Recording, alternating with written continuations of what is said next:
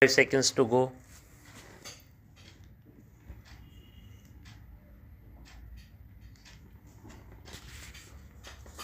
Start.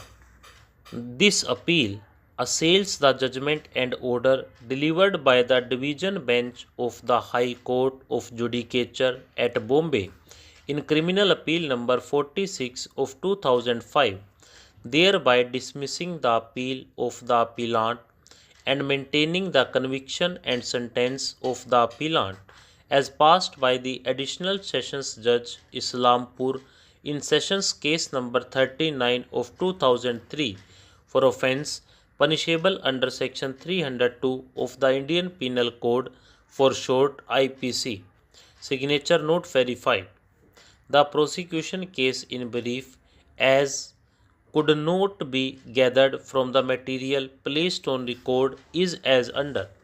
Deceased Jayashri was married to the accused prior to about 8 or 9 years from the date of the incident.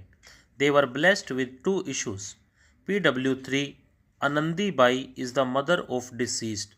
PW5 Ramchandra Chintappa is the brother of the appellant who was residing separately in different part of the same house.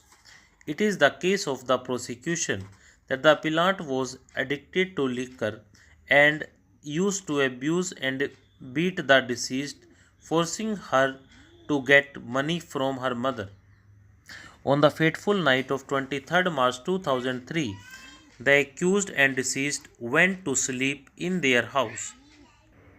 It is the case of the prosecution that the appellant was addicted to liquor and used to abuse and beat the deceased, forcing her to get money from her mother.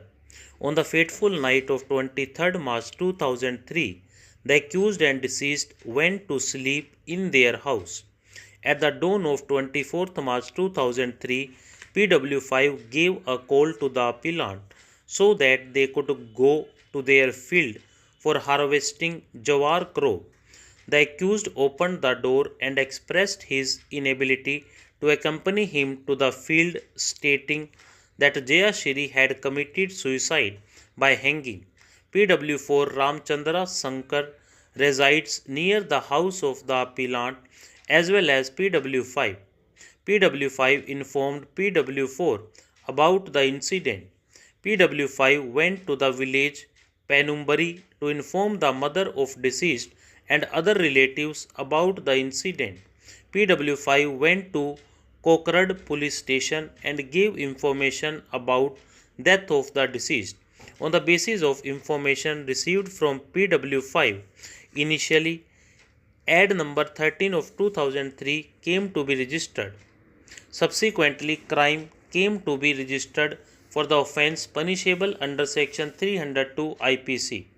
As per the advance death certificate, the probable cause of death was asphyxia due to strangulation. The charge sheet came to be filed before the jurisdictional magistrate first class. The case was committed to the learned sessions judge. Charge was framed for the offence punishable under Section 302 IPC. The appellant pleaded not guilty and claimed to be tried. At the conclusion of the trial, the learned trial judge convicted the accused for the offences punishable under Section 302 IPC and sentenced him to imprisonment for life. Being aggrieved thereby, the appellant preferred an appeal before the High Court, which came to be dismissed. Hence the present appeal. We have heard Shri M. Kamruddin, learned amicus curiae, appearing on behalf of the appellant, and Shri Sachin Patil, learned counsel, appearing on behalf of the state.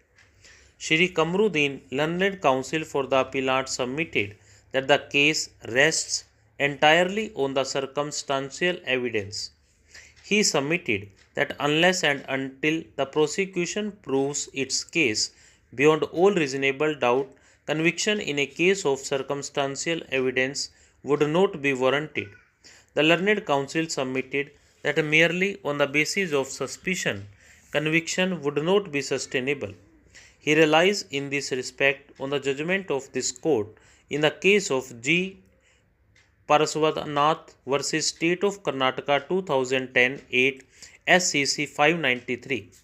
The Learned Counsel submitted that in the present case, the prosecution has not been in a position to establish that the death of the deceased was homicidal. He submitted that if the evidence of PW6 Dr. Kishore Patki is considered, it would reveal that the evidence is inconsistent with the theory of homicidal death.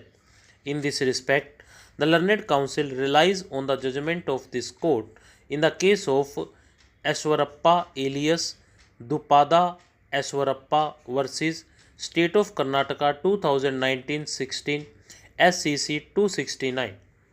Stop.